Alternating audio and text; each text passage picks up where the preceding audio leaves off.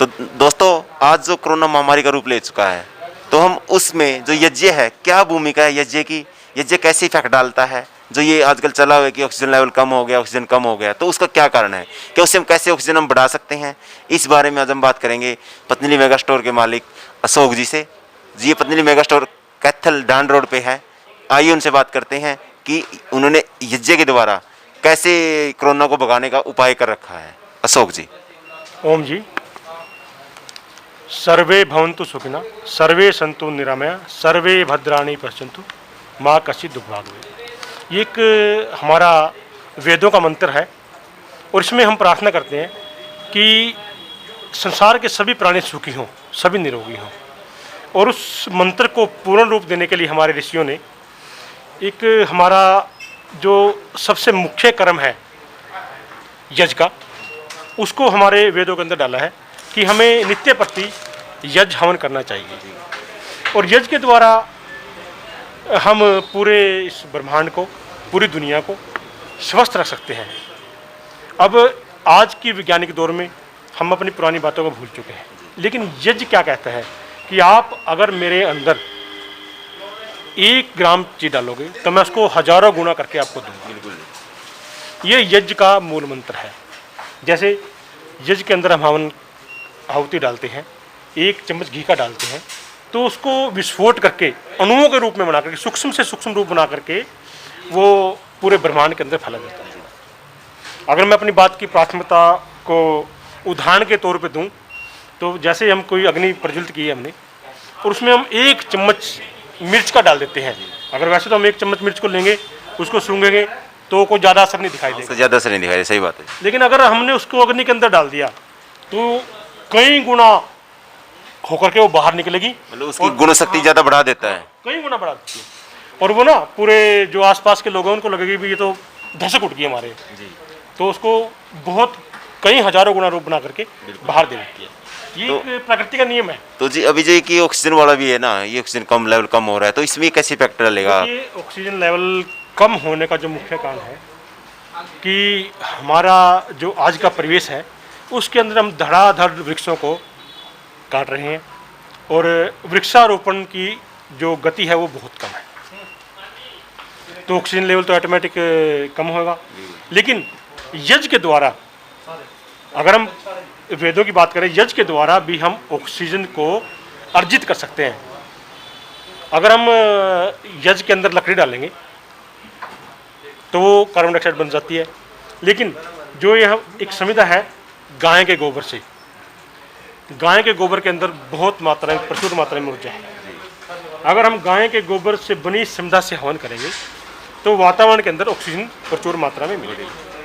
और दूसरा उपयोग, उसके बाद इसकी जो राख बनती है, पहले कहीं हमने पता बबूत दे देते बाबे, ये जो राख होती दे देते थे जी, ठीक है नहीं, तो वो बबूत क्या थी, वो हवन यज्ञ की राख होती थी। इस राख के अंदर भी प्रचुर मात्रा में ऑक्सीजन होती है। इसे अगर हम अपने मटके के अंदर डाल दें, चुटकी 2 चुटकी डाल दें, तो पानी का जो लेवल है उसके अंदर ऑक्सीजन की मात्रा बढ़ जाती है। तो आज के दिन जो ऑक्सीजन की कमी है उसे हम हवन यज्ञ के द्वारा, हमारे आसपास दुनिया भर की गायें हैं, गौशालाएं हैं, उसके गोबर का अगर हम सदुपयोग करें, उपले बनाएं, उनसे हवन करें, तो प्रचुर मात्रा में हम ऑक्सीजन पैदा कर सकते हैं। और ऑक्सीजन की कमी से जो हम आज लड़ रहे हैं, चारों तरफ ऑक्सीजन की महामारी कमी की वजह से लोग मृत्यु को प्राप्त हो रहे हैं, उससे भी बचा जा सकता है। तो इसमें जैसे आप विशेष क्या क्या अपने पास उपलब्ध है, अगर कोई आसपास कैथल डिस्ट्रिक्ट से अगर कोई आए तो उसके लिए जैसे हवन कुंड विशेष है, घी विशेष है, समीधा विशेष है, तो अपने पास कपूर क्या क्या है, मतलब सब? हमारे पास हवन कुंड उपलब्ध है, ये प्योर कॉपर से बना हुआ है। एक दूसरा हवन कुंड है जो MS स्टील से बना हुआ है। गाय का शुद्ध घी, शुद्ध सामग्री जिसके अंदर बहुत से नेचुरल प्राकृतिक चीज़ें डली हुई हैं, मैं आपको खोल कर दिखाता हूँ। ये देखिए, सभी जड़ी बूटियाँ इसके अंदर, और शुद्ध कपूर, समिधा है गाय गोबर से, और आम की समिधा भी हमारे पास उपलब्ध है। तो दोस्तों, ये सब जैसे बता रहे हैं आम की सुविधा, और ये इन दोनों में अल्टरनेट को ये है ये विशेष गाय गोबर से बनी है, ये सर कहीं लोकल है या फिर आपने पतंजलि के जैसे? देखिए ये पतंजलि ने ही लॉन्च की है। पत्नी ने लॉन्च किया जी। बिल्कुल बिल्कुल, ये शुद्ध गाय के गोबर से बनी हुई संविदा है। बहुत बढ़िया जी। जैसे दोस्तों ये पत्नी ने अभी नया अल्टरनेट उपलब्ध कराया है। पहले तो हम भी आम की लकड़ी का उपयोग करते थे, जैसे हमारे समाजी हैं तो हम यज्ञ के लिए, लेकिन अब नया अल्टरनेट आ गया तो इससे और ज़्यादा बेनिफिट मिलेगा, आपके स्वास्थ्य का रक्षा होगी। तो जी लगभग आपके पास सभी सामान उपलब्ध है? हाँ जी, और अगर इससे भी विशेष आज की महामारी को देखते हुए अगर हम कुछ हवन सामग्री के अंदर विशेष डालना चाहें तो कई जड़ी बूटियों से निर्मित ये सर्वकल्पवात है।